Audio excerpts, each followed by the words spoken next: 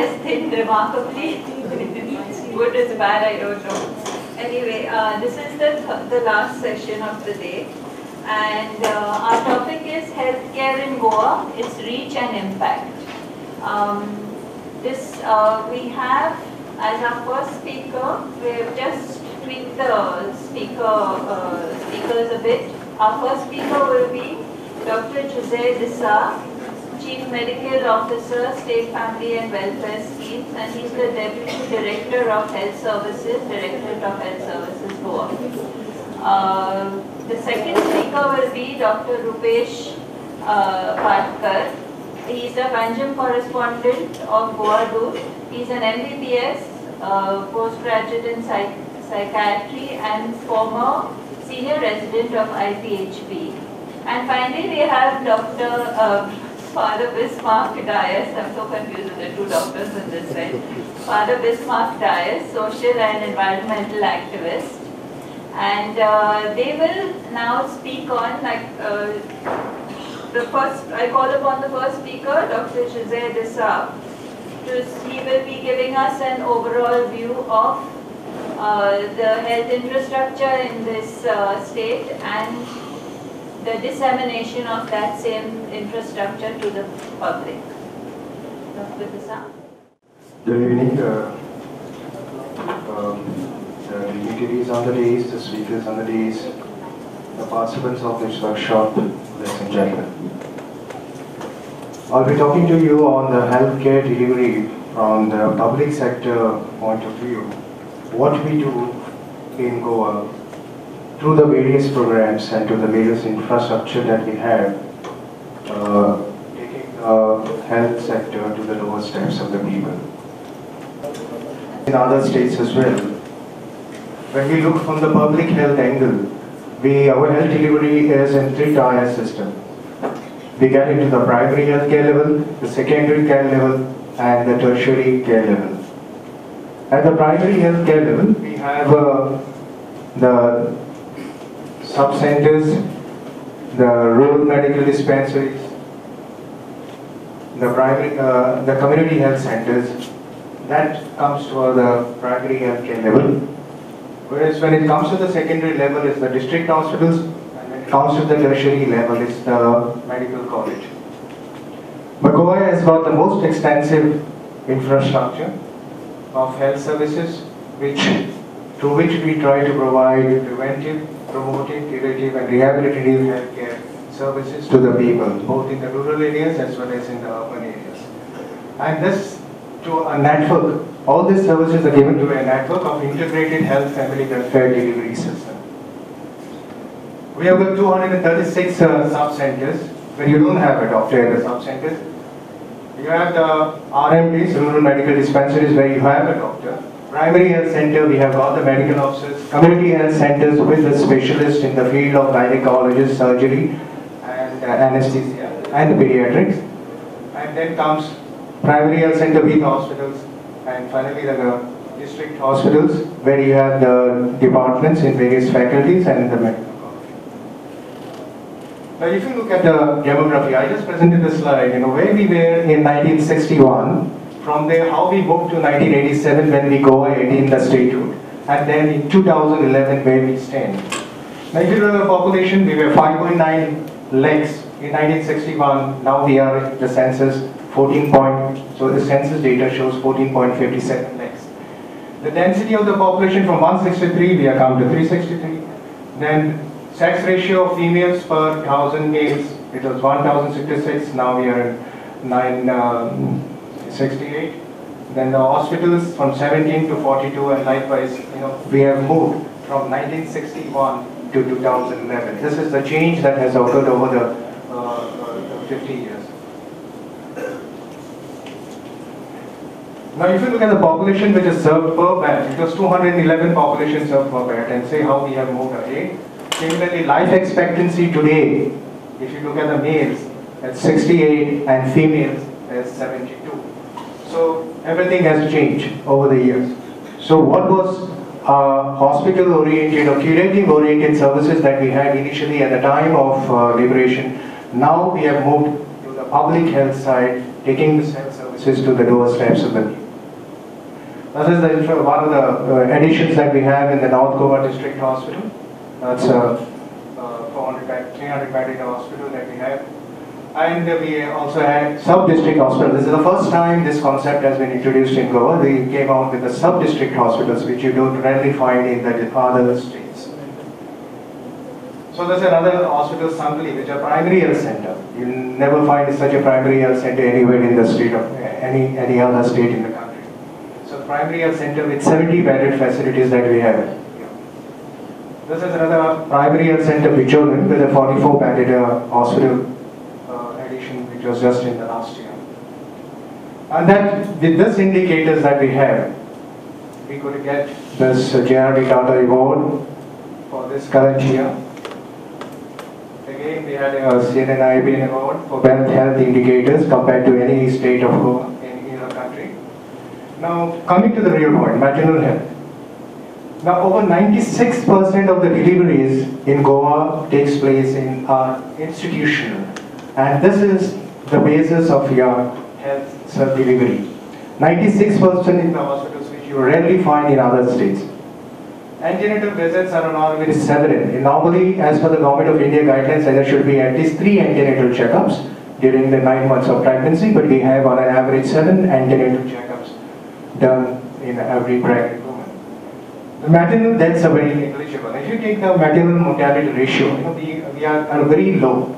We are less than 50 per lakh deliveries. So that comes, ours is only 10 maternal deaths we had in the year 2012, and this gives us a figure of a 44 per lakh deliveries. Maternal death audit, the first time that we initiated every maternal death which is happening in Goa, we do our audit, both facility audit that is in the hospital, and we do a community-based audit to analyze why this death has occurred and what interventions has to be in place to prevent deaths. Anemia is a problem for us. In spite of a high literacy rate, good per capita income, good infrastructure, anemia is one of the problems that we face today, especially in the pregnant woman. And we have mild to moderate. Mild, we have 17.8%, whereas moderate anemia, it comes to about 13.2%, which is quite high compared to the other indicators of the state. So this is the problem that we are trying to focus more. Then we have also introduced that every pregnant woman should be screened for diabetes and thyroid.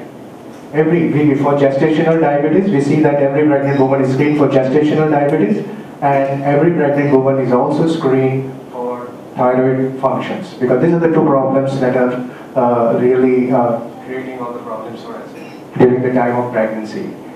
And lastly, we have got a scheme called as the Janani Shishu Yojana, for which we have the Janani Suraksha Yojana, and we have introduced a DBT transfer of funds to the beneficiary. That is CSVS transfer, that is direct transfer to Aadhaar linked to the beneficiary. When it comes to child health, infant mortality rate in Goa is 11 per 1,000 live births, which is the lowest in the country. Even Kerala has got 13, Manipur has got 11, just like Goa. So that's the lowest in the country. We have started with the 10 newborn care centers, corners in the community health center, primary health centers at the delivery point. So we are providing all the resuscitation material at the delivery points in our hospitals. We have set up a special neonatal care units in both the district hospitals recently. And third one initiative, which is a state initiative, is a newborn screening for inborn metabolic disorders. We screen every child which is born for 52 parameters, 52 metabolic disorders in the states. We just give a break on the heel, collect a drop of blood, and we analyze that drop of blood for 52 inborn metabolic disorders. So this is the first time Goa has started, and likewise now they have started in Gujarat, and they have started in Punjab, but Goa took the lead to start this newborn screening for IEM. Breastfeeding, yes, breastfeeding is a problem. Breastfeeding, though we say literacy is very high, per capita income is very high, but breastfeeding, as we have to put a lot of efforts as far as this program is concerned, because what we have seen is only 38% of our pregnant delivered mothers, 38% of delivered mothers do exclusive breastfeeding. Exclusive breastfeeding means only breastfeed for the first 6 months. And what we have seen is only 38% of the mothers do exclusive breastfeeding. An average length of period of breastfeeding done is just 3.5 months, 3.5 months, right? So this has to be pushed up to 6 months to say that Goa has achieved exclusive breastfeeding of 100%. These are the neonatal care units we have added just for the last 1 year. Now referral transport. We have got a scheme called as the Janani Shishu Suraksha Karyagram, where the mother, pregnant, have all the facilities for pregnant mother and the newborn, neonate has been given free of cost. And in this we also provide something called as the referral transport, which I don't know if you are aware of it, but the takers were very less. In spite of the facilities made available to the takers were very less. You know, in this referral transport, for every pregnant woman, we provide through 108 or to the ambulance of the primary health center, we bring them to the primary health center and then again refer it with our vehicle. But what is added is drop back home facility. We have kept 4 Colombo buses, 2 in Goa Medical College, 1 in the district hospital. The delivered mothers and the sick neonates discharged from the hospitals are dropped back home. Now this is the facility that we extended for the last 2 years, but then you'll find on an average in all the hospitals only about 15, when you have a discharges of about 40, 45 per day in all the hospitals, delivered mothers. Only 15 mothers will avail of this facility. 30 mothers don't avail of this facility. But under JSSK, we have been providing this facility, drop back home. Immunization, we have got a complete immunization coverage of almost 87% in Goa, which is very, very high compared to any of the states in the country. And MMR, measles, mumps, rubella vaccination for the children. This is a state initiative, and this is the only state which gives from the government side free of cost. We have been giving measles, mumps, rubella, MMR vaccination. There is no polio case in Goa from 1999, but then and in India we don't have for the last 2 years. But just today's reports in the newspapers say that there is a polio case in Maharashtra. So we don't know exactly what exactly it is, but then it looks to be a proof positive case. Adolescent is one thing which is one new program that we have introduced. And what we have seen is instead of focusing more in the maternal health in the later stage of life, if you try to put a lot of interventions for adolescent health, you can have better maternal health, you can have a better infant health later on. So all the focus is on the adolescent health. We have started a Yuva clinic with a counselor and a Ayush doctor there, giving the counseling services and doing also the school health services. So here we started something called as a rubella vaccination, because 33% of infant deaths or congenital anomalies are basically because of rubella infection. So we give this rubella vaccination for the adolescent in the age group of 10 to 19 years so that we can prevent these congenital anomalies in the next generation. So this is rubella vaccination and MMR, as I told you earlier, are the 2 state initiatives which are not given in our countries. And we have also started something called as the WIFS program, the weekly supplementation with iron folic acid tablets for adolescents. We have taken the government schools right now, we are giving 1 tablet of iron every week. So likewise we give 52 tablets in a year, and we deworm them twice a year. So this is a WIFS program. We have started from 6 to 12 standard students in all the government schools, and if this program goes on well, from next year we'll be extending this WIFS program to all the aided schools in Goa. So right now it's only in the government schools. You know, this is a program to reduce anemia, because anemia is a problem in Goa, and so WIFS program will help us to reduce anemia at the later stage or during the pregnancy time.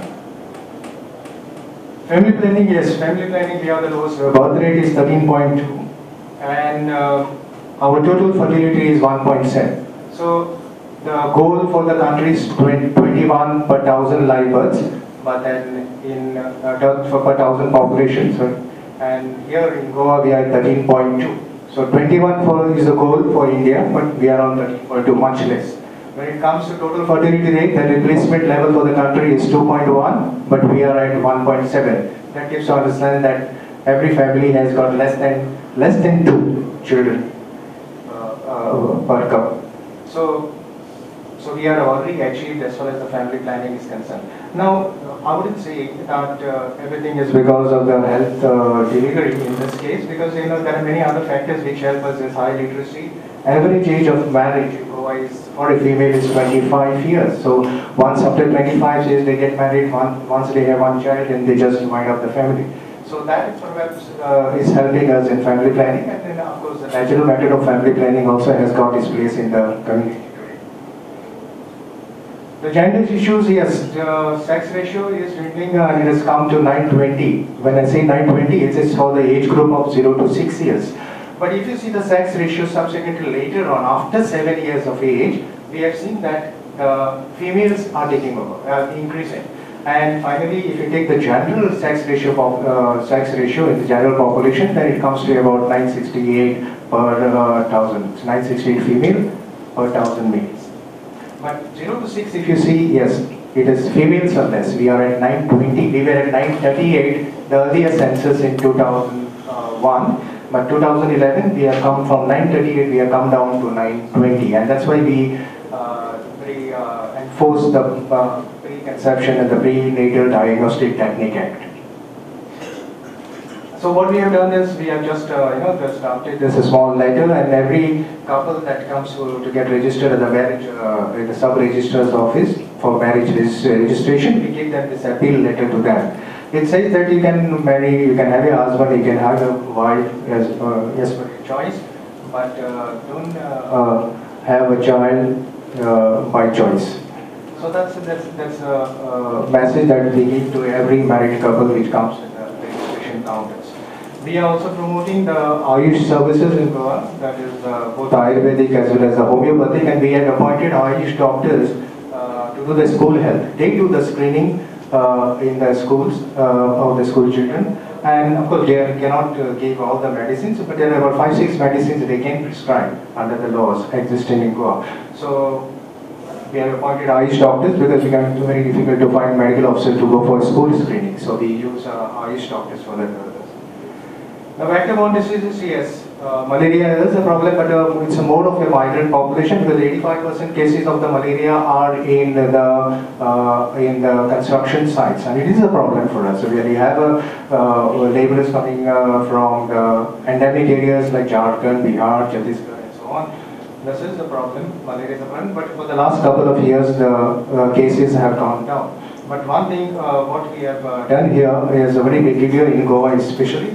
We have introduced the health card system. So every laborer that comes for the construction should get screened for malaria before he is engaged to work at the construction sites. So they have to carry the health cards. And if they don't carry the health cards, then per laborer the fine is 1,000 rupees, and subsequently 50 rupees gets added per day. So that's how we implement the public health rules in force.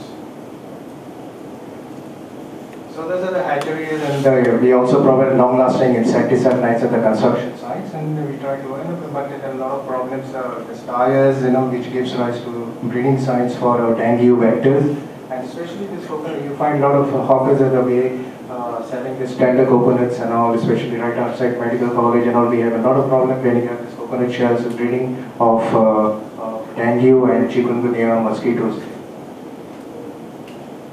So we are on the verge of elimination of filariasis. As you know, elephantiasis, you must have seen that the swollen legs, filariasis we call it. So filaria in Goa was endemic for filaria, and we are on the elimination of filariasis in Goa. The last survey is going on, and I think another couple of years Goa will be declared as filaria free. As far as the non-communicable disease is concerned, we have started a diabetic registry, and we try to detect diabetes and get their names registered in the diabetic registry so that they can be provided insulin. Insulin is very expensive, especially the person who is on daily insulins for diabetes. So we provide, once he gets into a diabetic registry, we see that a particular type of insulins are made available to him regularly, so free of cost.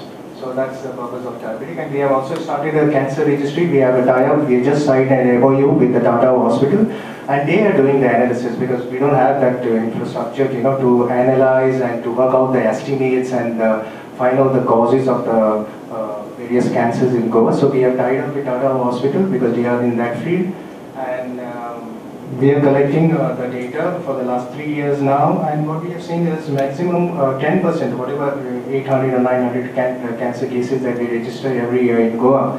Out of that, the majority are because of breast cancers, which is number one, and the second one is the colon or the GIT, gastrointestinal tract cancers.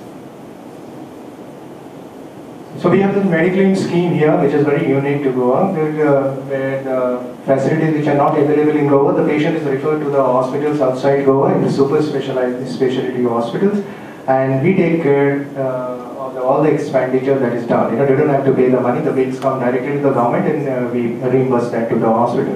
Now, it is to the extent of 1.5 lakh. For any treatment, the government bears the expenditure up to the tune of 1.5 lakhs. For open heart surgery, we bear expenditure up to 3 lakhs. For neurosurgery, also 3 lakhs. For kidney transplant, 3 lakhs. For cancers, including chemotherapy, 5 lakhs. Bone marrow transplant up to 8 lakhs is borne by the government. Dialysis, because the patient has to undergo dialysis for chronic renal failure, that 15,000 per month is borne by the government. So, and relaxation is there. In certain cases, relaxation is required, but the government relaxes the rules and increases this amount which I am showing you. So only the income has to be less, or the family has to be less than 1.5 lakhs to get entitled to be eligible for this scheme.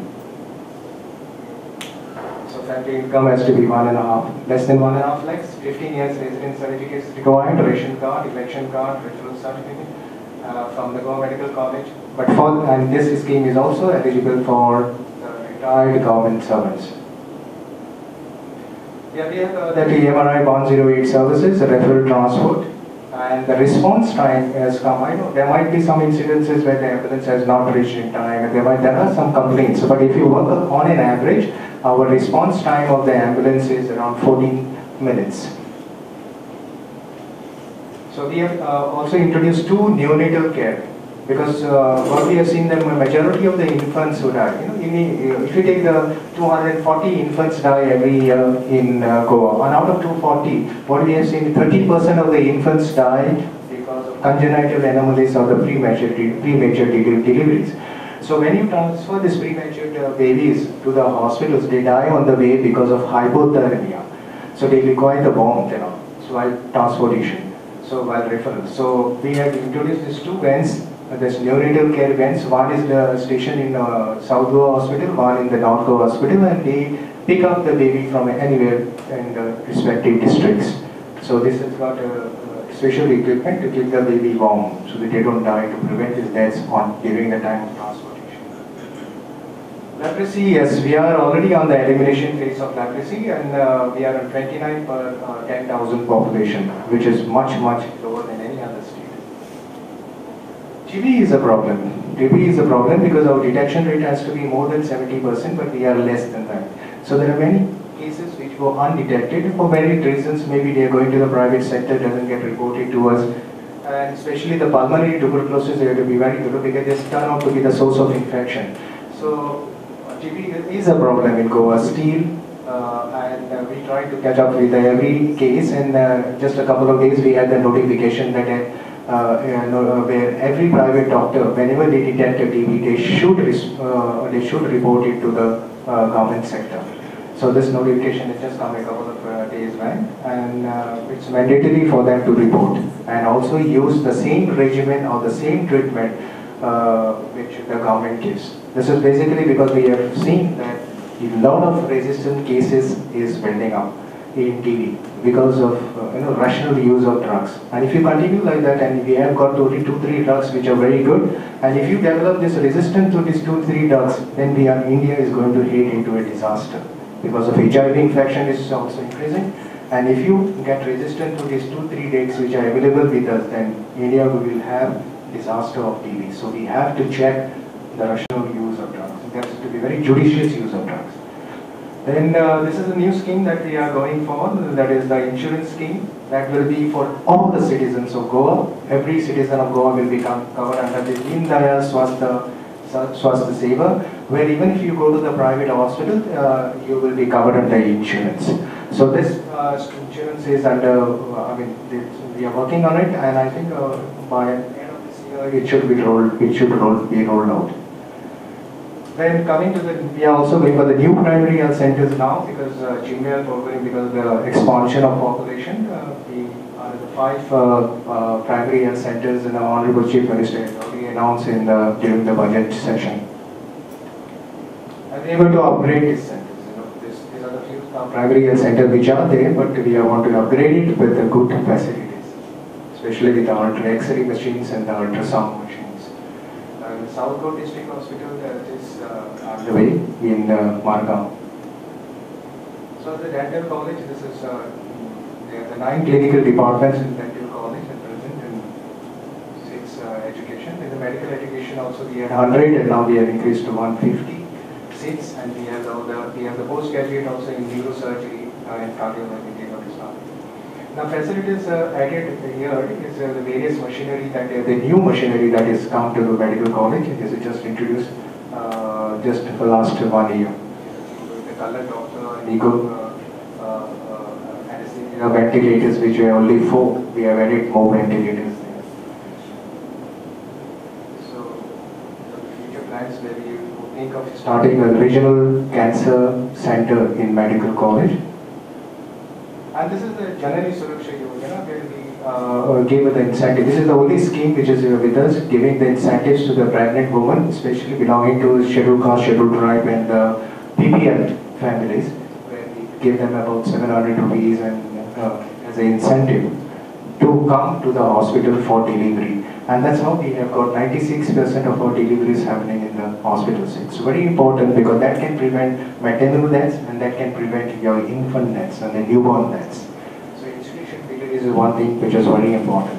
And all these incentives we transfer by direct transfer to the accounts to the other accounts. Thank you. To Dr. Parker, who will speak about holistic community health. व्यासपीठावरील मान्यवर आणि उपस्थित मित्रांनो, मी मराठी पत्रकार म्हणून तुमच्याशी बोलणार आहे, किंवा मराठी बातमीदाराच्या दृष्टिकोनातून गोव्याचं आरोग्य या विषयावरती मी बोलेन. डॉक्टर टिसानी जे सांगितलं त्याशी मी अगदी सहमत आहे, कारण खूप चांगल्या प्रकारे इतर राज्यांच्या तुलनेत गोव्याची आरोग्य व्यवस्था जर बघितली तर ती खूपच चांगली आहे. म्हणजे जे इंडिकेटर त्यांनी सांगितले ते इंडिकेटर खरंच चांगले आहे. म्हणजे जनन दर जो आहे तो 1.7 असं त्यांनी सांगितला, जो इतर ठिकाणी वाढतोय पण आपल्याकडे तो कमी होतोय, ही अचीवमेंट. किंवा त्यांनी लेप्रेसीच्या बाबतीत सांगितलं, ह्या सगळ्या गोष्टी त्यांनी सांगितल्या त्या खरंच अचीव झालेल्या आहेत. पण मला बातमीदार म्हणून काय वाटतं, कारण बातमीदारांना कुठेतरी निगेटिव्ह असतं ते दिसतं, तसं आपल्याला लक्षात येईल की तुम्ही जर जीएमसी मध्ये गेला, गोवा मेडिकल कॉलेजमध्ये गेला, तर तिथं पेशंटचा लोड भरपूर आहे. तुम्ही जर कुठे मेडिसिन मध्ये गेला, orthopaedic medicine and gynaec department, तुमच्या लक्षात येईल भरपूर लोक तिथं असतात ओपीडीला, आणि रांगाच्या रांगा असतात, आणि बऱ्याच वेळा लोक फ्रस्ट्रेट होतात. म्हणजे 12-1 वाजेपर्यंत, सकाळी 8-8:30 ला आलेला माणूस 12-1 वाजेपर्यंत असतो. हा लोड आहे. म्हणजे ज्यावेळी आपण एका बाजूला विचार करतो की इथं सगळ्या फॅसिलिटी उपलब्ध आहेत, तिथं सगळी सामुग्री उपलब्ध आहे, त्याच्याबरोबर दुसऱ्या बाजूला तिथं पेशंटचा लोड पण आहे. कारण हे प्रॉब्लेम आता आहे. म्हणजे जसे टार्गेट आपण अचीव्ह केले, इतर स्टेटच्या तुलनेत आपण टार्गेट अचीव्ह केली आहे, पण जे उरले नवीन प्रॉब्लेम आपल्या पुढे आहेत, तो एक प्रॉब्लेम मला असं वाटतं. दुसरा प्रॉब्लेम आहे ते स्पेशल प्रॉब्लेम्स आहेत. उदाहरणार्थ काणकोणमध्ये किडनी फेल्युअरचे पेशंट जास्त आहेत.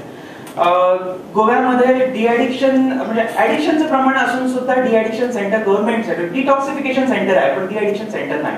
म्हणजे मी IPHB ला काम केलंय म्हणून मला माहिती आहे की आम्ही डिटॉक्सिफाय करतो, आम्ही फक्त विड्रॉल सिम्पटम्स कमी करण्यासाठी काम करतो, पण त्याच्या पुढे जे काउन्सिलिंगची आवश्यकता आहे ते होत नाही. मी तुम्हाला फक्त काही उदाहरणं म्हणून हे दिले.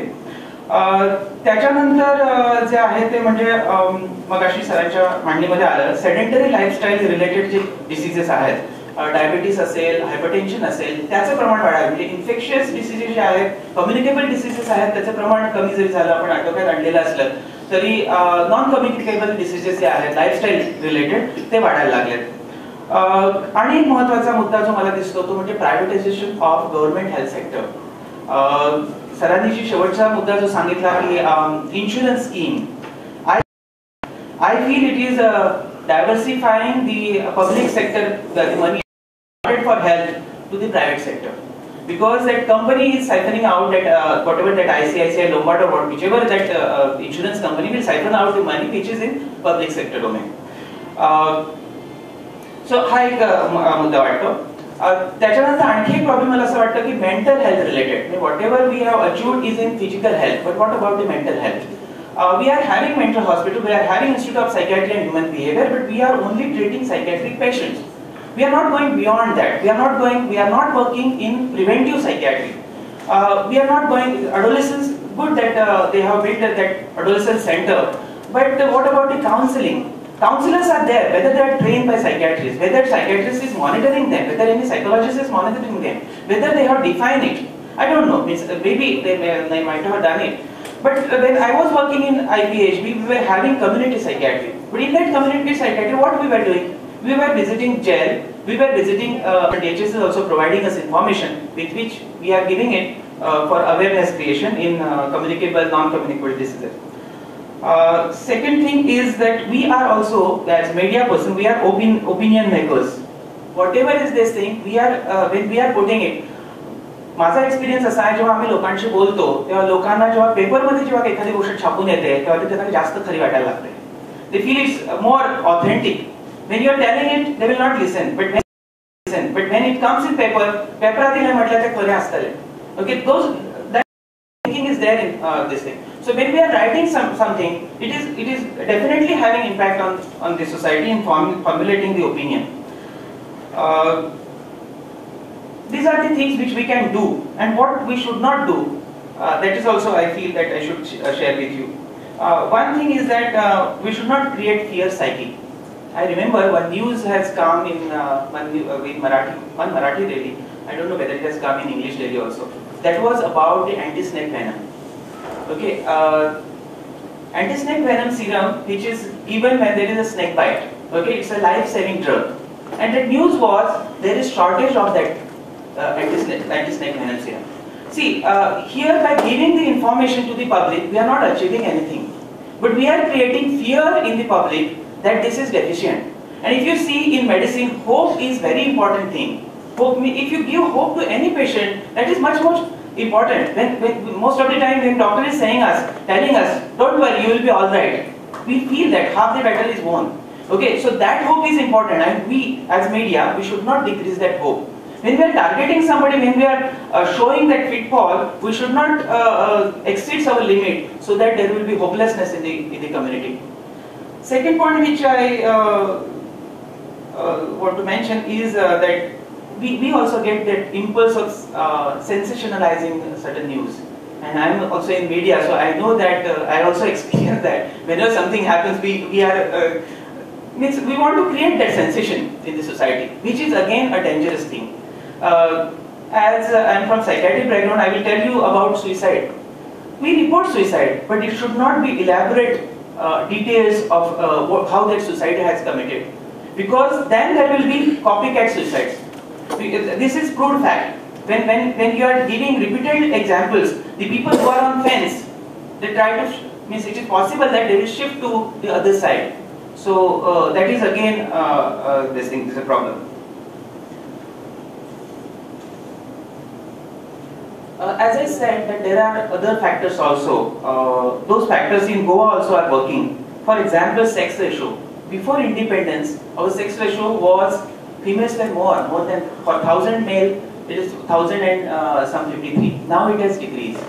So what is the cause? This generation लोकसंख्येचं जे प्रमाण आहे ते 1.7 आलं. What is the cause? Whether it is education has played certain role, whether women have become empowered, because of which they are saying that whatever that family planning they are doing it. It is not only the male, but females are also deciding it. So these are the factors. I'm just throwing the points in front of you. So which we have to keep in mind. Next, which positive thing from social point of view, what I found is that there is decrease in smoking in Goa particularly. If you go to any public place, you will find that less smokers are there as compared to previous this thing. Even if you go to other states, you will find more smokers. So these are the things, and I think it's the credit goes to the cancer prevention some society or something. They are trying to means they are campaigning against smoking. So these are the points which I think are important when we are thinking health policy. So I mentioned 3 points. One is the problems. As we are having achievements, we are also having problems, but different set of problems as compared to other states. Second thing is about the community concept of medicine. It is not only the doctor, drugs and patient, it is beyond that. And those factors, education or the standard of living are playing much role, very important role in the health system. Point is the media role, what we can do and what we should not do. Thank you very much. Thank you. So Dr. D and R and Father F and R, we are both the same actually. R, Dr. the same. We are handling the body and I am handling the soul. Though I was a priest and I was celebrating Mass in Goa Medical College for last 3 years. So I know about medical situation in Goa. I also stood for elections, so I know the politics in Goa that is happening around the parties and how politics is a major part of Goa Medical College and medical system in Goa. I'm also an activist, so I know the rural people in mining areas and fields, and some of my colleagues are here. And I'm also an academician because I'm Masters in Mass Communications. And I've been working, I gave up my doctorate in mass communication at Westminster to work in Goa. I had a scholarship. So this is a holistic point of view which I'm trying to talk to you. There's so much to talk, so please bear with me. I will try to make it very simple if I can. First,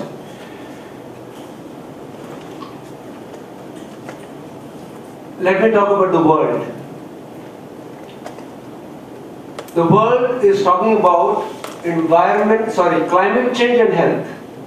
At the World Health Organization, they are already talking about climate change and health.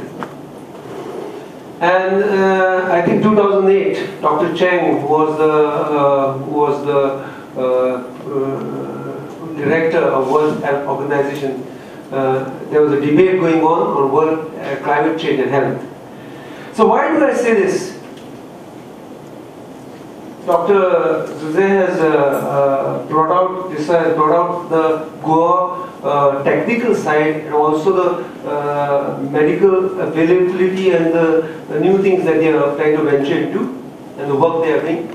Dr. Rupesh has brought out the holistic and the media understanding of the situation. And I am talking about the same thing, but in my perspective, and probably this is more for you all to think, but I don't want to give solutions, and neither am I interested in brainwashing anyone. I want to disturb people. Unless we disturb, we cannot think and come up with solution. So first thing is health. Very often we think health is just a body. Each one of us is able to define health in his or her own way, because each body is unique, each person is unique. The person stays, the context is unique, and health is not just one word, a well-being or something, but summarize, you put it happiness, somebody will call it joy, somebody call it something else. Each one has got your own definition of health. So health is a holistic thing.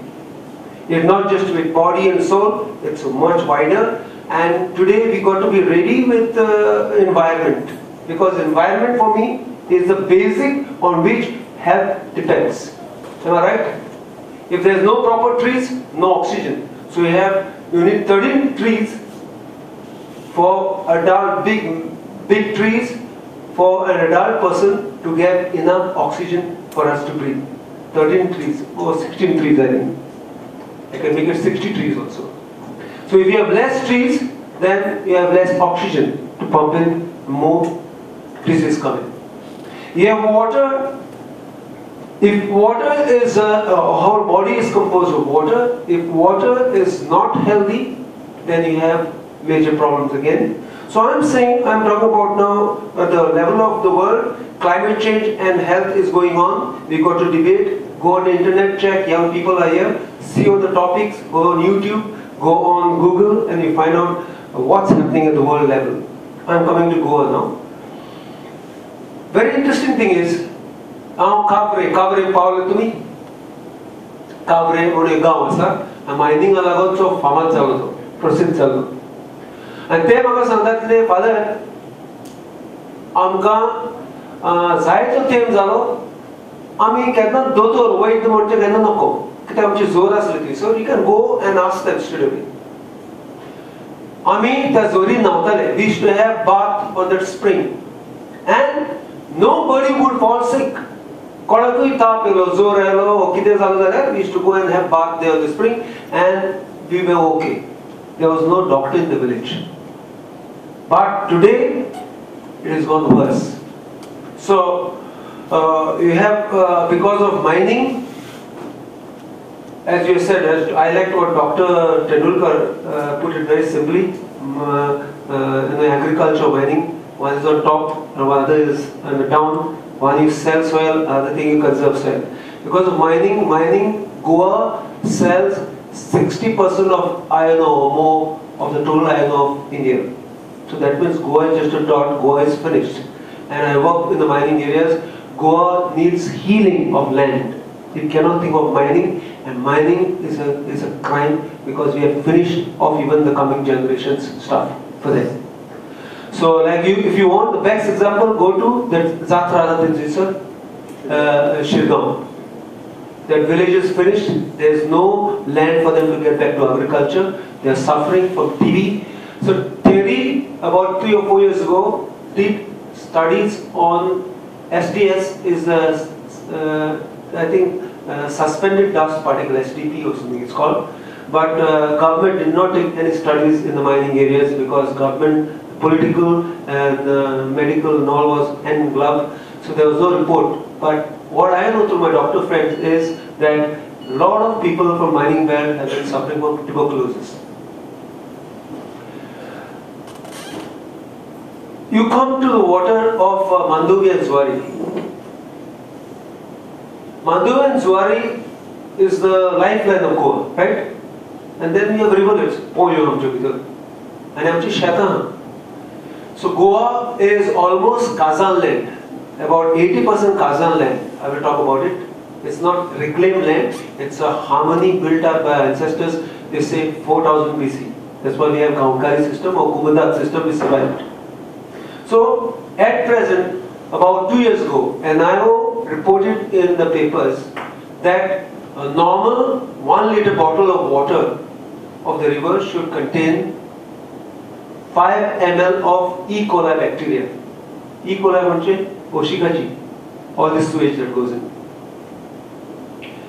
Guess how much is the bacteria now in 1 liter of water of Mandovi and Zuari river?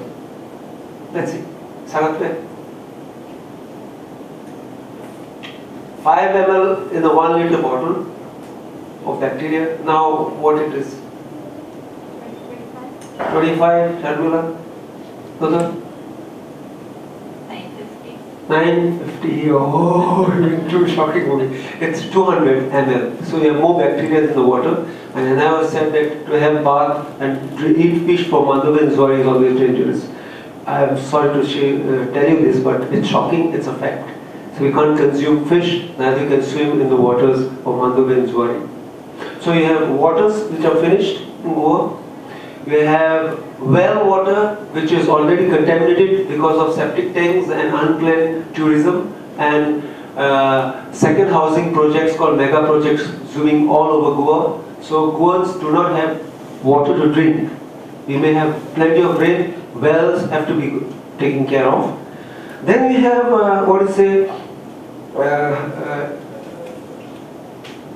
doctors tell me that usually most of the patients are old and young. Am I right, doctors?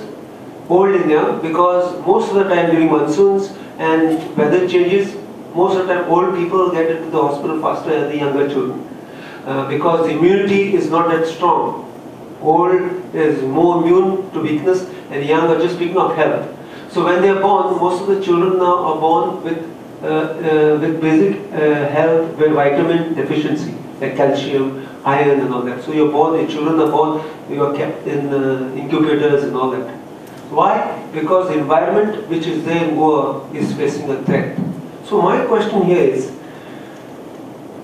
that if we take care of our environment, if we really think about climate change, the government is not going to just have health centers to prevent, but rather to be ready and to study what is happening in the environment, the global warming scenario in Goa. It's high time that whatever is happening here is because the environment is bringing major stress. There is political stress, political health of Goa is not good. There is economic problem of Goa, it's very bad. There is, as a result of all these things, educational system, children are constantly, you see they are in the books, constantly they are going on, there's so much of stress and competition, so as a result, I think Goa is one of the states which has covered highest rate of suicide, am I right, doctor? Highest rate of suicides. So counseling is very important in temples and churches and all have to be trained. And what I say is, finally, in this stress-ridden world, the best thing is, I think, what I suggest is, I call it, Gandhiji called it Satyagraha. Satyagraha is sole force to fight for truth. After my political venture and my involvement in life and the dedication to the land of India and Goa, working with Madhav Gadgil, who is a Western Ghat, then Pachori, doctors and the local people, I find that what is important is the honey, and you have a honeycomb. Honeycombs are there, you have bees. So in the past, the bees would go and bring honey. Now there are no flowers, so but the bees are running fast and fast, but there is no honey, they die without eating honey. The purpose of life is, the purpose of the honeycomb is honey, right? So honey is well-being, honey is happiness. So the world is all the time going about gross domestic product, and Bhutan is talking about gross national happiness. So what is the meaning of our life? What is the meaning of our health? Health is happiness, right? So the food that we are eating is already finished, that is coming in with a lot of chemicals, whether it's apple or anything else, so we have to go back to organic farming. So Goa has Kazan land system, and this system I have just got in as a president of Kumildar. Kumildar means Kaukari. So there was an international world scientists meet at Donapal last year, I think. And there were scientists, paleo-scientists, scientists doing studies on water, all from Harvard, Oxford, Africa, everywhere. So they were debating about what is going to happen to the world. But that was Pachori was Dr. Pachori. So I told him, doctor, I said, Goa has one of the best and from ancient time-tested land system called the Kazan land system. Now the Kazan land system is Goa's land is not just a plateau, it is in harmony with nature. It's like a clock of nature. The Swiss gate of the time 4000 BC or maybe 3000 BC until today are closing at the same time. That's time okay? So Goa's land is very highly ecologically sensitive land and we can't fool around with it.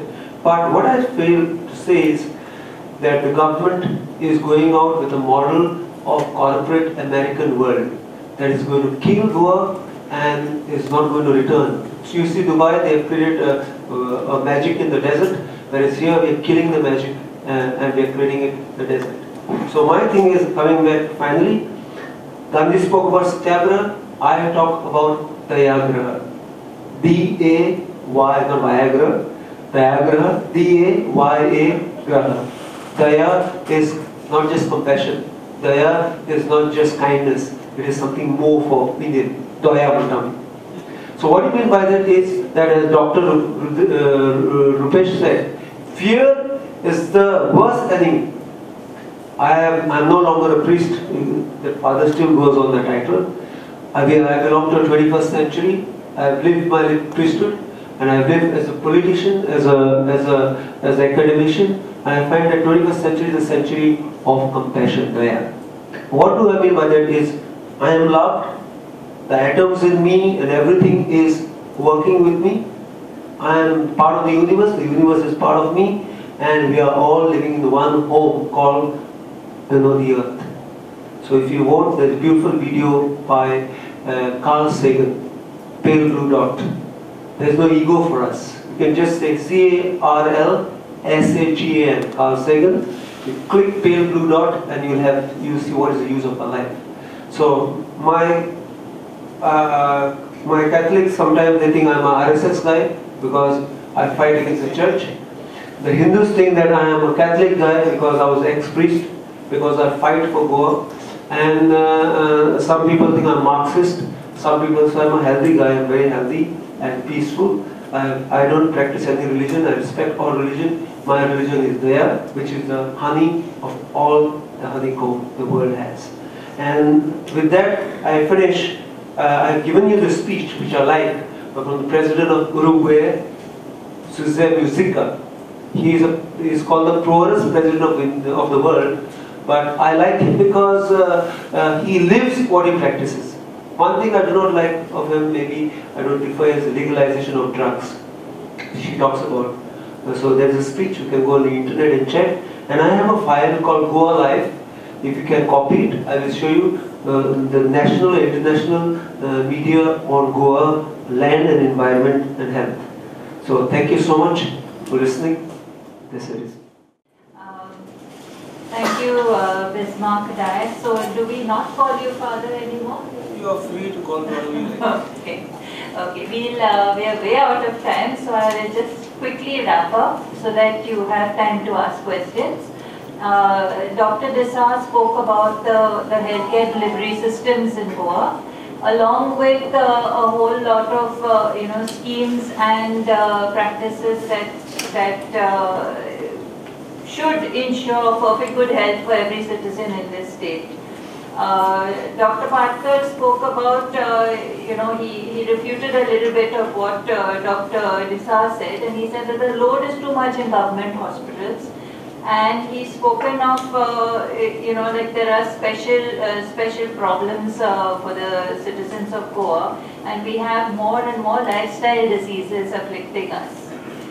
He spoke of mental health and that we are only treating mental health, but we are not working towards ensuring mental health for our youth and basically for everyone in the state.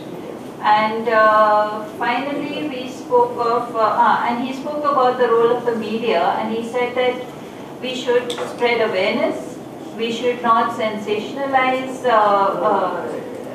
news items like suicide, so that copycat suicides don't take place. And he has spoken about the general improvement in health indices in the state. Father Bismarck has spoken about environment and said that here in Goa we live in a very ecologically sensitive little piece of land on the west coast of India, and we should be very, very careful that we don't fool around with it. So that, because we're already showing signs we've got our children who are not doing that well health-wise, and we've got our elderly who are not doing very well in health. Now, I remember in my village in Goa, we didn't have a doctor. we had these missionary of charity nuns running this place, and we used to, like most of the children and the elderly used to go for, wounds and fractures and stuff like that. But there was no real problem with health, with diseases. Vector-borne, this born, that born, we didn't have any such thing then. I was reading this Uruguayan president, right? I was reading because Bismarck told me about it, so I checked up on it. And he said something that I think most of us agree with. It's the developed countries that they actually work towards keeping the undeveloped countries or developing countries from reaching their standards. They even apparently act on government policy of the developing world. So, and that is like, for instance, they ban plastic there, but they send their plastic machinery to India. So you can make your plastic bags, your people can die, but we are going to ban it in our developed lands. But what happens is, we had something in Goa, which was our culture, which dealt with living in harmony with nature. And we had enough time to develop other aspects of life which make for a holistic kind of mental and physical health. We had literature, we had music, we had theatre, we had everything. Because the community worked together in this Gangari system, where everyone worked and everyone had enough spare time to enjoy themselves. You were talking of Bhutan. Bhutan had the same thing, where the people worked a certain amount and spent the rest of their time with leisure activities. There came a time when some people went to the king and told him, why don't you tell them to grow a second crop, because they will make some more money. So the king said that it's a good idea. So he called all the farmers and told them, they're giving you all seeds for a second crop, so you all grow. The farmers took those seeds, they grew their second crop, and they had a nice good bumper crop, they made a lot of money and everything seemed fine. But the next year they didn't come for the seeds. So the king wanted to know why. So they said, we came for the seeds, we had a bumper crop, but we had to work so hard, we were worried about so many things, our tension increased. So this year we are happy with what we used to have, we don't want that second crop. And he said what they said is very right, because in Bhutan, happiness is one of the pillars of they have their rules. So how we have our democracy and whatever, they have one pillar for happiness, they call it that. So they have actually a gross happiness index that they calculate. And I was thinking that people of cultures, of ancient cultures, once development comes in, and the so-called developed, culture comes in, it steamrolls your original culture. And when that steamrolling happens, then we have these additional problems of lifestyle diseases. And maybe I'm wrong, but this is my feeling of this, that we should not let go of our culture to this extent that development steamrolls our ancient methods. There should be some way by which we look back and continue with those methods, at the same time allow for a little development, but not to the extent of destroying the past. That's what I have to say. And if anyone has any questions now for our speakers. Now, at this juncture, we got the results. Why we say results? In Goa, Dr. Vaidya Bhide started checking patient from September 2012. He got the opportunity in 2012. So last almost 7, 8, 9 months, we got good results. One of the good results is few of the patients has stopped dialysis. Most of the patients, those has stopped urinating, they have started urinating. So what he says, he can cure kidney. This is what he uses. Creatine level has gone down, urine level has, urea level has gone down. So he says that it's a cure of kidney is possible, and he has shown it. He has a result of 23. I am giving this report frequently to our health department. Dr. George Dissa must have received it. Because I am following up for last so many months, so many years, as also for last so many months. We had conducted, giving these results, at least 3 press conferences, and we have given it to public also. Last was in last month of itself. And his opinion, Vaidya Bhide's opinion, is that anyone who doctors wants to recommend dialysis, at least give him chance and say, this doctor should say, take my medications or Ayurvedic medication, I will say Ayurvedic medication for 1 month. If it doesn't cure, where he is confident that it will be 90% it will be cured, because before you start dialysis, in other words, you are stopping use of kidney. And if you stop using of kidney, then it will repair is very difficult.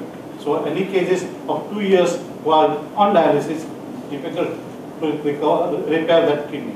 But if your dialysis is recommended now, before recommending dialysis, take a Ayurvedic medication which he recommends, or he also ready to give tuition for Ayurvedic doctor what to be used, how to be used. He is ready to train them.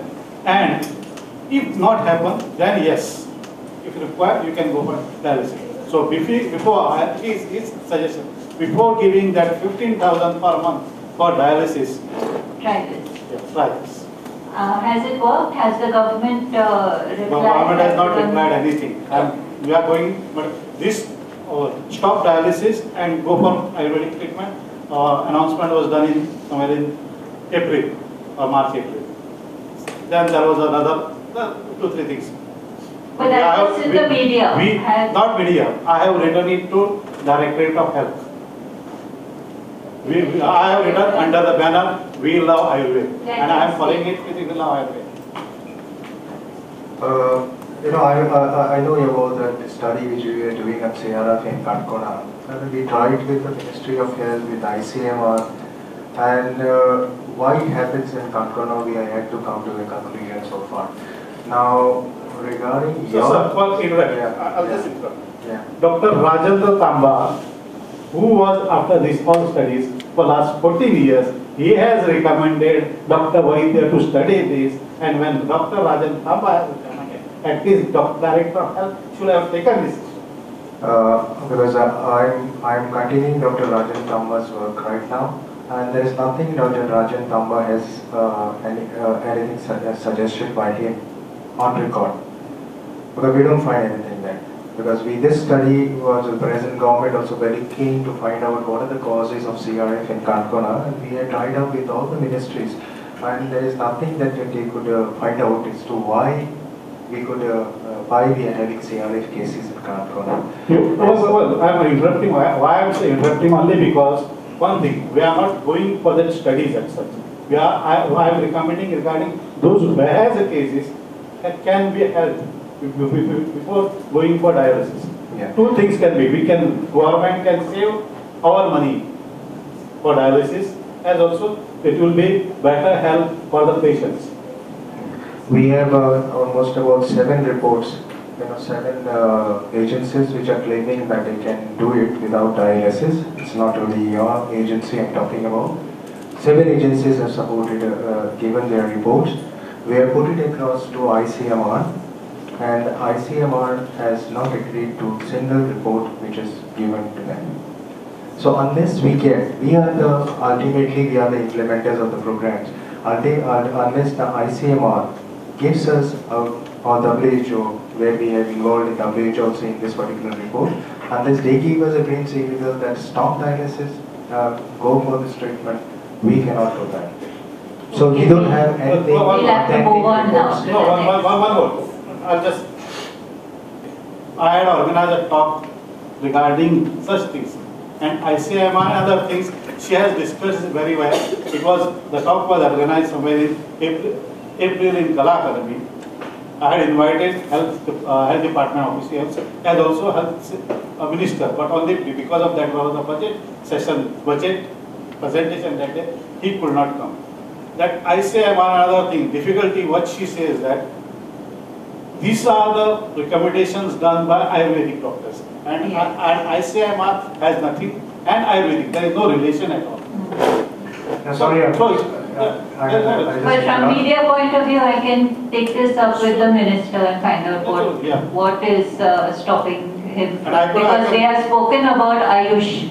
Yeah, Ayush. This is very much inside Ayush. I wanted to ask regarding Ayush also, why there is negligible importance in your full report on for Ayush? My name is Anthony Rodriguez. Anthony.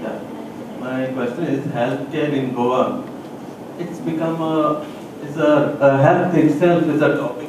It's like a big racket today, because most of the doctors, sorry to say that, it was gone are those days when doctors were called to be like missionaries, and not now today. They are now money makers, and only if you have money you can go approach a doctor.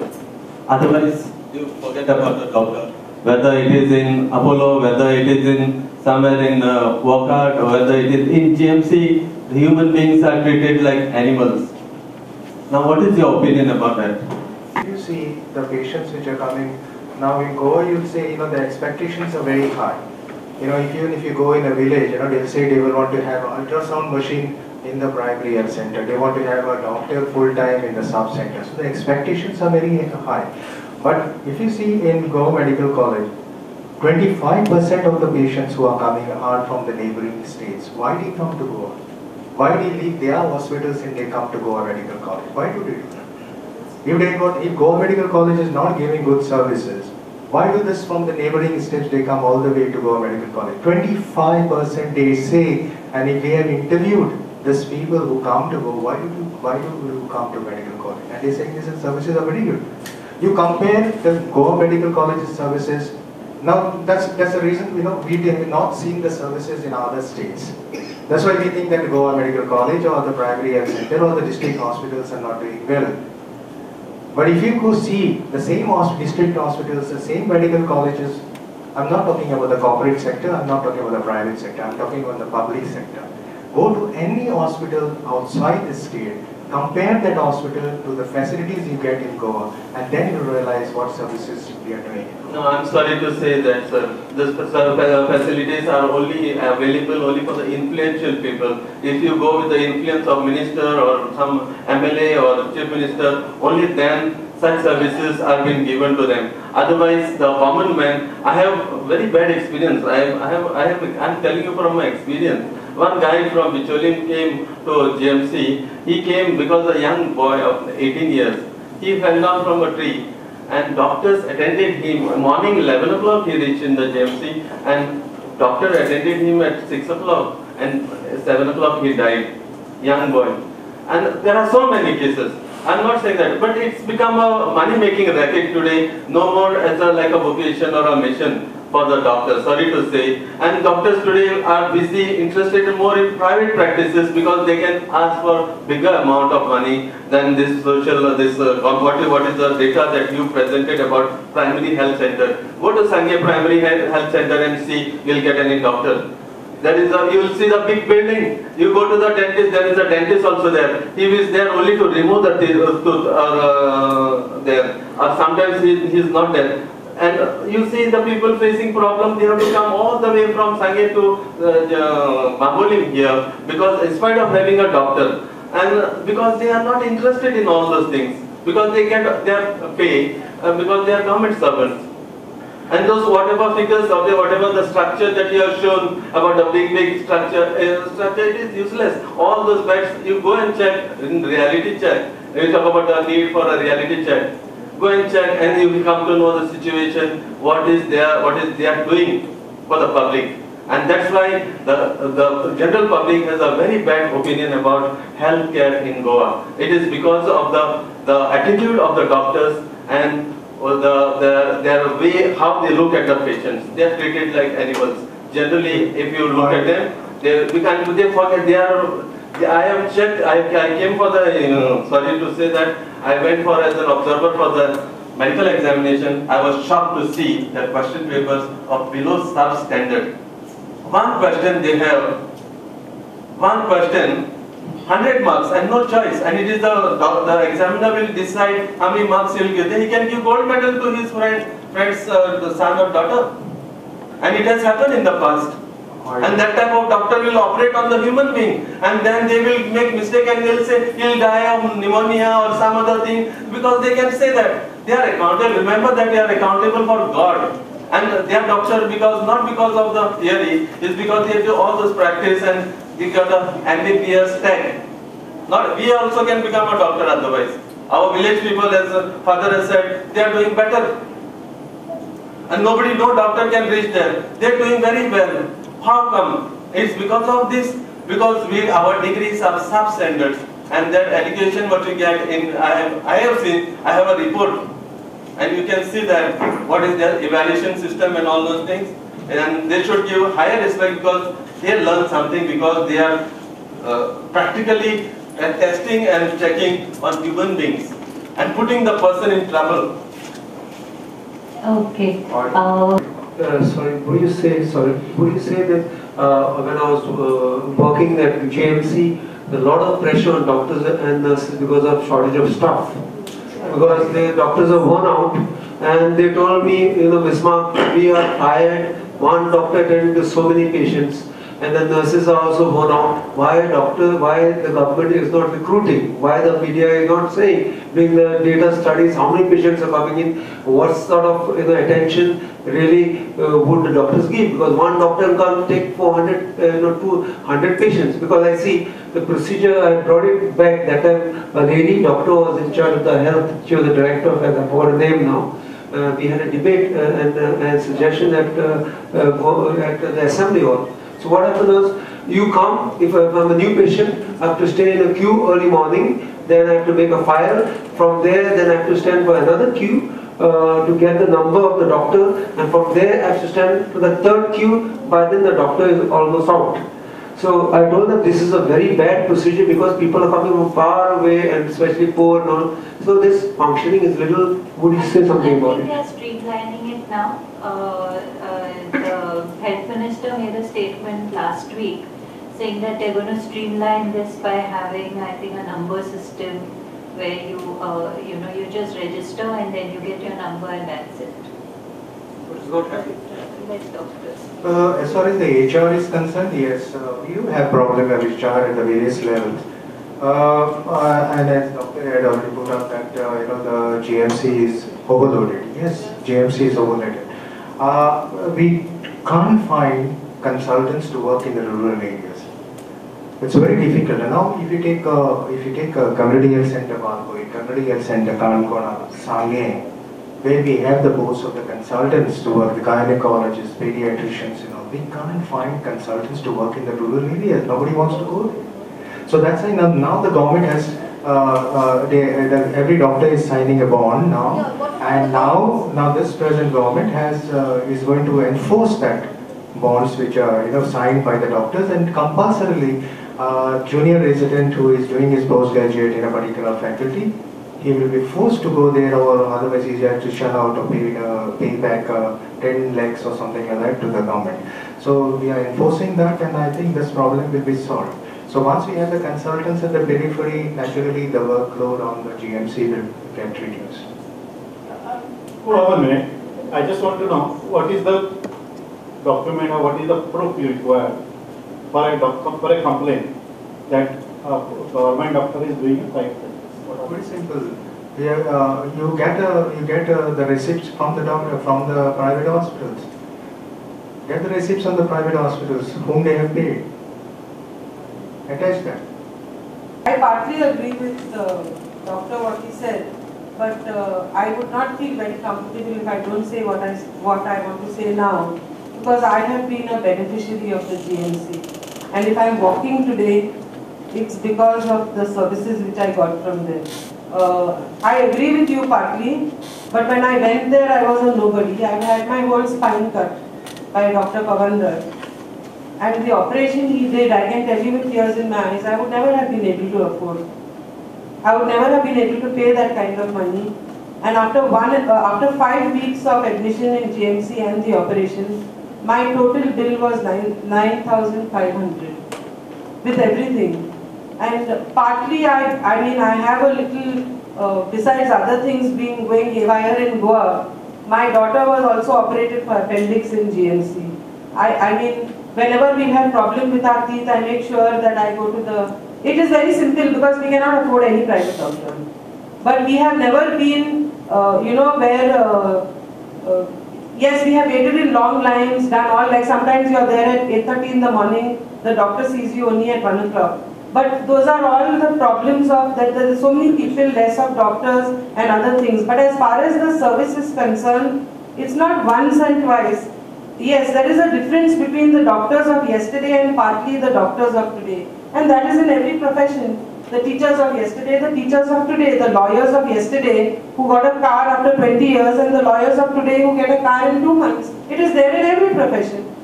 So the younger doctors certainly don't have the patience nor the desire nor the commitment, but it is all part of the problems of society which we are facing and the changes, the holistic what we are talking about. But otherwise there is certainly a lot of this thing where we need to be proud of GMC despite the problems. Sometimes there is whatever you call some dirt here and something else there and whatever else. But I am comfortable and happy in Goa. One of the reasons is because I know I can just go to GMC and you know, there is hope. Point. We have 25% of non-state patients coming in. Do other states have this, where we from Goa can go to a Maharashtra government hospital without a problem? Yes, madam. Okay. Yes, madam. Okay. See, you know, you can't segregate Goa from other states. If they come to your hospital, we can't push them out. Now, your point at primary health center, we should have a better facilities. Yes, we have given ultrasound machines, we have given X-ray machines, we have given ECG machines to the primary health center. You have the equipment. But the problem is it's not just taking X-ray. Today I can do an ultrasound, I can do an ECG, I can take an X-ray, but the question of interpretation of that ECG or interpretation, for that you require the postgraduates, you know, in that particular field. Now we don't have the postgraduates at the periphery, that's what I'm saying. We don't have specialists at the periphery, and because of that, the patient has to be referred to GMC. Now with this,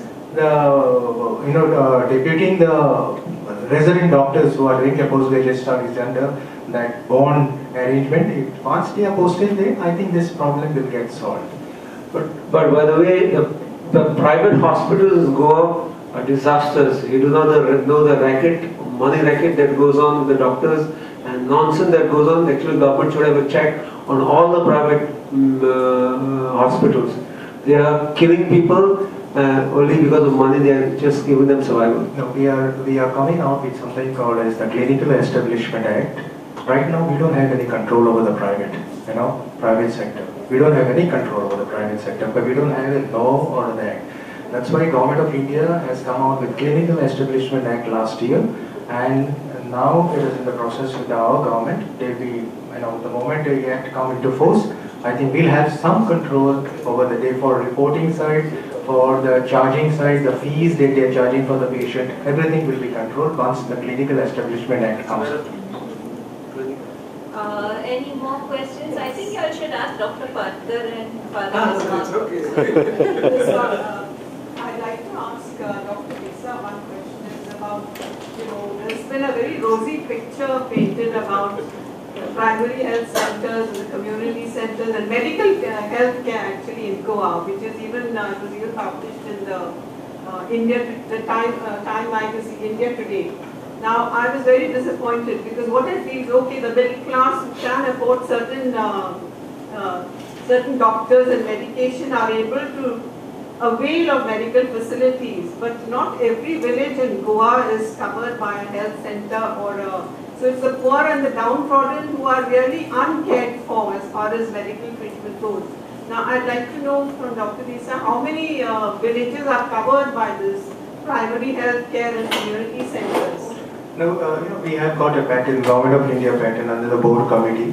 They have given a particular pattern for the public health system. So for every 5,000 population, we have one sub-center. Now down below, you have the Anganwadis for every one Anganwadi for 1,000 population. So you have 5 Anganwadis for one sub-center. So for 5,000 population, we have one sub-center. For every 40 to 60,000 population, we have got one primary health center. For every 4 primary health centers, we have got one community health center.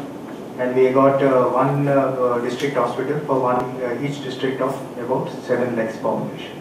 So this is, we have to, there is something called as the Indian Public Health Standards, IPHA standards, and we go by those standards when we establish the primary health center. In fact, Goa, we have got something more. We have got a rural medical dispensaries which you don't find in other states. Now this rural medical dispensary used to have the Delaga, the South, those dispensaries from the Portuguese time. So those dispensaries are still continuing now. So the rural medical. So we have got infrastructure much beyond that.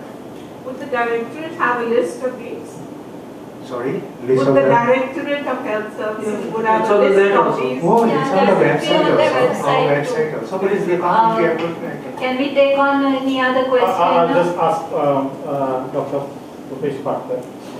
When in presentation of Judge Disha, when he said that they use Ayush doctors to go to the schools for checkups, and that is the work what they use regarding the Ayush doctors, that is homeopathy and Ayurvedic. What you want to say about this? No, if you, this Ayush doctors, they are keeping only for school health, you want to say? Yeah. Okay. No, it should not. I just want to clarify. I'll ask specific questions. When can we have, because of Ayurvedic, we have Ayurvedic college in Goa, when can we have a specialized Ayurvedic clinical service available for public? You missed something there. Then what I talked only about the school health where we have Ayush doctors, but we have got in every primary health center, we have got Ayurvedic, standalone Ayurvedic clinic and standalone homeopathic clinic as well. So we got Ayush doctors for school health, but at the same time we got Ayurvedic clinic and homeopathic clinic dispensing Ayurvedic drugs and homeopathic drugs in all the primary health centers of Goa. Any more questions? Okay. One small question. We know that the health card scheme exists, but is it really being implemented? How many contractors have been fined for their laborers not having health cards? Yeah, we have this is a health cards. If you don't do the health card and engage a laborer, then you are fined to the tune of 1,000 rupees. And subsequently, we have been collecting a heavy revenue from the lakhs we collect this. But the point here is, we don't have a record of how many laborers are there in Goa. That's it's a big hurdle for us. And if the contractors, they cooperate with us, we can track down each and every laborer. But that doesn't happen. We miss a lot of laborers, and they turn out to be the source of infection to spread malaria. Is there coordination between the health department and the municipality or CCP? The civic body. The coordination is there, but the coordination is not there with the contractors. When the contractors bring a batch of laborers, they should immediately bring them first to the health center, get them screened, and then put them to work, put them on work. But this doesn't happen. Which is the enforcement? This doesn't happen. So we contacted the labor department. Labor department. Every contractor is supposed to get registered with the labor department. But the Labor Act, which is there, only if you have 20 and above laborers with you, only then they come under the purview of this act. If you have less than laborers, less than that, then you may not register. There is some loophole there. So what happens here now in Goa, contractor is there, that contractor gives the subcontract, then finally when down below it goes to the subcontractor level, he has got less than 20. So he says that I don't come under the purview of your labor act. So that's how we miss the laborers, and they turn out to be the source of infection. Because they are also a floating population. They keep Exactly. But maybe if the project is hit, can the government do something about the project then? Yeah, we had. For instance, in Kurshare, 30 laborers, I think 13 tested positive for malaria. Just yesterday they were. But they come from the endemic areas. It's highly endemic, like Jharkhand and that side. We had a committee meetings, state level committee meetings, and we had put across that even if you have a contractor For example, a building contractor is there, even one laborer of his is tested positive, the municipality or the panchayat should withdraw the license. Yes. This is what we had put across, but somehow it didn't work well. It didn't go well with others. I just want Dr. Disa to put the light on a committee which has been formed regarding, I don't know what it is, with Vishnu Wagh as the chairman, that is maintenance of GMC. I just want to. They have the visiting committee. Every hospital has got a visiting, and this committee you are talking about is the visiting committee there in medical college to advise, to monitor the working of medical college. It's the visiting committee. Likewise, you have visiting committees in all the primary health centers. Hospital visiting committee. We call it as the Rogi Kalyan Samiti. Sir, do you have regular checks on all the centers, primary health centers, and how they are functioning, or what is the cleanliness maintained there? Oh yes, we have got supervision. One chief medical officer is given 3 primary health centers, and he's supposed to monitor the working and the cleanliness, hygiene, everything there. But the reports are coming regularly to the health department. The officer from the headquarters go and visit the 3, and we do something called as the prescription audit also. Prescription audit means we go and we interview the patients whether there are any drugs are prescribed from outside. But as somebody said, it depends from individual to individual, and some things must be happening. For the health, the primary center should be interested in each village, whoever laborer, contractor, or who don't have the card, they should actually have a check. Yeah, we have got a sanitary inspector and the health officer visits the construction sites and all. But what happens is, when he visits at that point of time, it's very difficult to find. The moment they see the health officer, then we have seen the laborers just disappear from there. It's very difficult. You'll not find at the site, and we can find them only if they are found at the All site. the entry points in Goa should be actually they should screen the laborers. So for that, it's there are a lot of departments that get involved. I think we finished with all our questions, and we've gone way over our time limit.